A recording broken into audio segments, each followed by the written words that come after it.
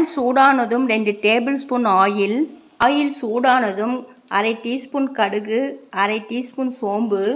கடுகு சோம்பு பொரிஞ்சதும் நீளமாக கட் பண்ண வெங்காயம் 1 கப்பு, பச்சை மிளகாய் 2, வரமிளகாய் 3, கறிவேப்பிலை, தக்காளி 2 கப்பு. ஆயிலே தக்காளி வெங்காயத்தை 2 நிமிஷத்துக்கு வதக்கிடலாம். 1 டேபிள் ஸ்பூன் மிளகாய்த்தூள், 1 டேபிள் ஸ்பூன் தனியாத்தூள், தேவையான அளவு உப்பு எல்லாம் ஒன்று சேர்த்து நல்லா கலந்து விட்டாச்சு. ஆயிலே 3 நிமிஷத்துக்கு குக் பண்ணிடலாம். நல்லா குக் பண்ணியாச்சு. வடித்து ஆற வச்சிருக்கிற சாதம் 3 கப்பு. எல்லாம் ஒன்று சேர்த்து நல்லா கலந்து விட்டாச்சு. தக்காளி சாதம் ரெடி ஆயிடுச்சு. இது போல் ட்ரை பண்ணி பாருங்கள்.